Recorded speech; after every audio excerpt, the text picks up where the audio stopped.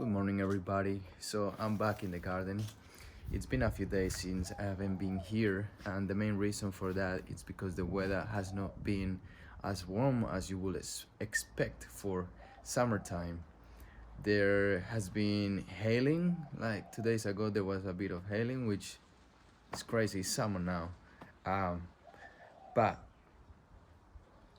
that's kind of a good thing because the weather is not so hot, so I don't have to be outside watering as much as I would do during the summer. Unfortunately, some plants has not been growing as much as they would already because of the hot weather. For example, pumpkins has not grown too much. We got this pumpkin here, this pumpkin here. They're slowly growing. They haven't died, which is good, but still, I usually during the summer they grow like crazy, but because of that crazy weather, cold weather, it's not been happening. So hopefully in a few weeks everything will get better, warmer, and all these plants that require sun can grow as much. So for example, we got the watermelons here. I recently planted two more, so I think the last video was me actually doing the blueberry plant, but 2 videos ago I was planting the watermelons, and also I put some seeds direct into the ground. Someone suggested in the comments that I should do that, and I did it previously, but it's good to see that they are actually growing. Here you can see one, two, and then I planted two here, so I can see only one, but at least that one grew there, direct planting. The only thing, okay, that's a good sign, because actually if they come out, that means that the weather is suitable for them to start sprouting. So let's see what happens with these watermelons. Hopefully it'll be okay. So today I want to do a little bit of weeding and just give you some tips on what I usually do when I do weeding. Before that, I just want to show you the blueberry plant, which is coming out good. It's looking happy in there in the new home. I put some mulch on top of it. This is, I can't remember, but this is really good. This is acidic, good for roses and blueberry plants, plants that need lower pH. So I think it's between 4.5 and 6. Neutral soil, I think, is around 6.5, 7. So the soil for these blueberry plants have to be lower than that. So I think that's the mistake that I made in the previous blueberry plant that I had, which lasted me like a year, but after that it started to deteriorate. And the main reason for that, I believe, is the pH. Because I was watering every day and doing everything right, it was just the pH of the soil was not right. So weeding. So I do weeding probably every 2 weeks. I just do like picking random things around. So for example, here in this part there is not much to do. In this there is a little bit of it that I would like to start preparing this bed for future plants. And I had some deal in there, and now the beetroots are coming to its end. So that's why I'm thinking maybe I should organize this part so later on I can plant something. It's summer, so there is a lot of things that can be planted there, but at least I will have the space here now and decide whatever I want to plant. So I am subscribed to this website called the Seed Collection, where I buy all my seeds, and they usually every month they send a newsletter which explains what plants you can be planting on during that time, during that month. So it's really nice because you pretty much can plant every month. You can plant something new. Um, so by reading this newsletter, you can find what plants are ready to be planted, what can be planted in that time, in that month, and you can plant all throughout the year. The only thing is that it's not gonna be probably what you want to eat, but at least you have something there to grow. So for this space, I look what is available to plant in December and see what I can plant in this space. So there is some I can plant carrots, for example, onions. Onions are all year round. I can plant beetroot as well, and tomatoes, more tomatoes, but I need to have the frame for the tomatoes. So unfortunately, tomatoes is gonna be difficult. So it's a lot of things to take in account. But it's nice to come out here and do a bit of weeding. Make sure everything is organized. I don't go too hard on it, to be honest.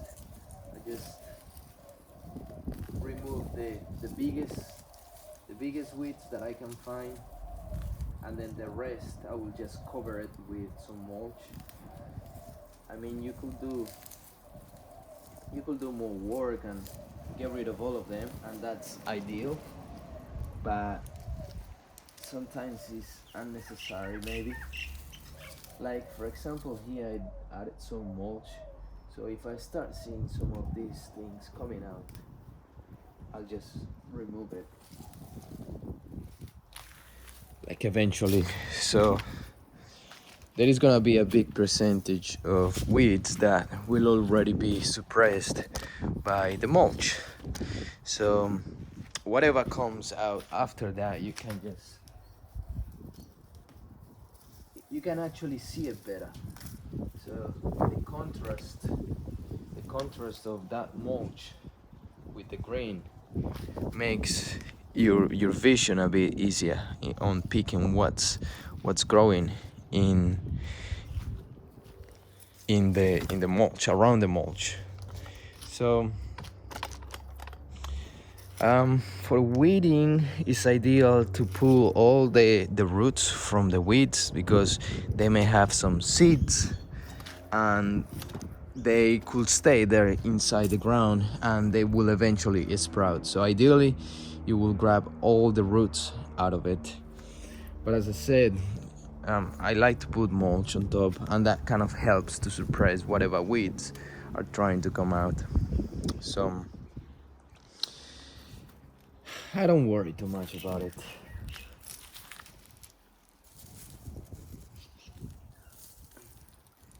I try to pull things like that. It's quite nice. I feel good when I'm pulling weeds. I know it's weird, but it's rewarding. It's like when you get rid of pimples and stuff. It's like, oh yeah, it's done.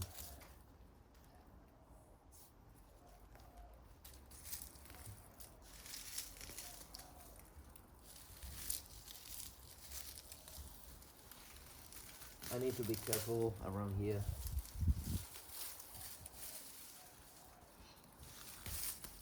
This is a rose plant, and it has a lot of things sticking out.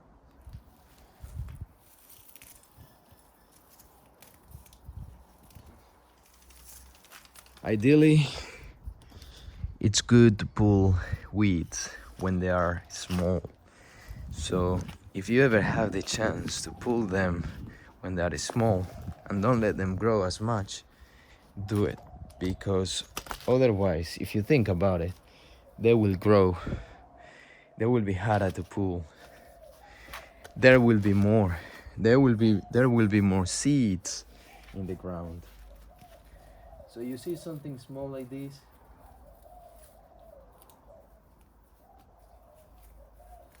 look, 3 seconds pulling all of this.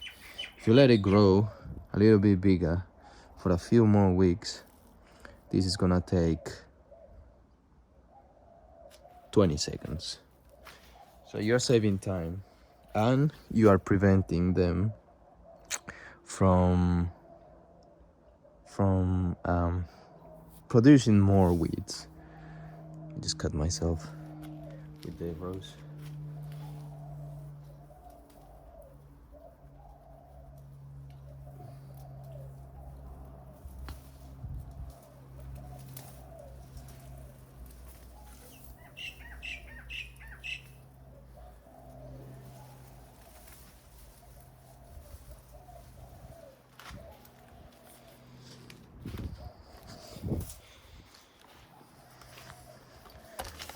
So just a little bit here and then. It's ideal for me, and I don't worry too much about them as long as I have my plants healthy, all my vegetables. If you try to keep on top of weeds, to be honest, it's gonna be a pain and it's gonna be too much work, and sometimes you just have to let things be. As I said, make sure that your plants are healthy, make sure that they are not taking over too much. There is some weeds that you may have to remove more often, and it's better if you remove them because otherwise they will take over badly. So an example of that is this weed that's been growing here since I moved to this house. This plant, it's crazy. These weeds grow everywhere and their roots are all over the ground, and they can actually survive even if you remove like the tops. The root just stay alive and it just absorb all the nutrition, and eventually when there is enough sun, enough good weather, it'll just pop out. So this, remove it as soon as you see it, and probably you may have some weeds around where you live where you have to keep on top of them and try to remove it so all the roots can die as soon as possible.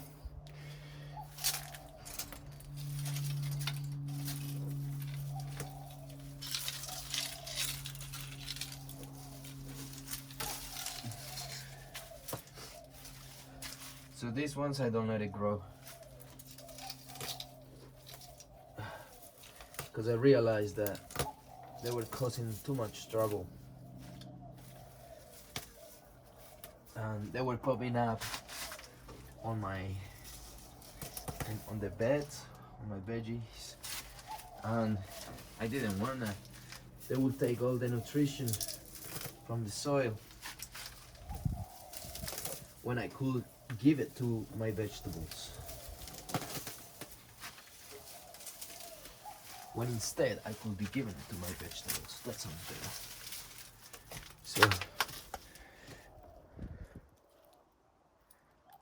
there's also insects in there. Please use gloves because sometimes there may be spiders, and what I'm doing is not the best, but I've been fine with removing weeds with just my hands, but I'll start using gloves. It's a nice thing to see, some bees working around.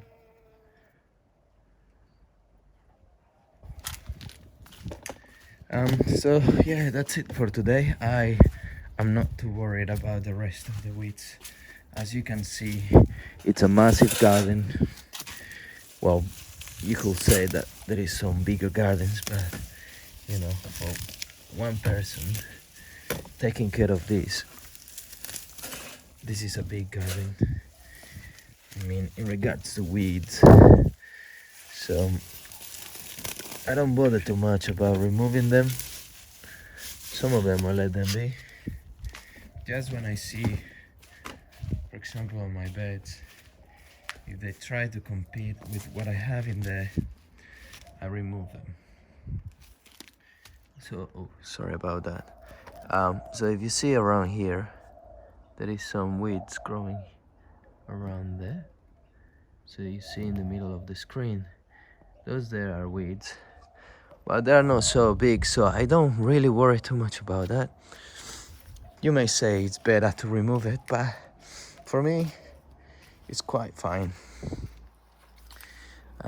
Some in here, some weeds, like the purslane, it's actually edible, so I'm letting that grow a little bit. But some others, like those ones, for example, those ones in the middle of the screen, those ones I try to remove it as soon as I see them, and it's good to do it because they take all over the place. So it's your decision what you want to remove, what you want to fight. But if you can remove all of them, it's the best. If not, just try to be smart with what you remove and how much time you spend in the garden removing weeds.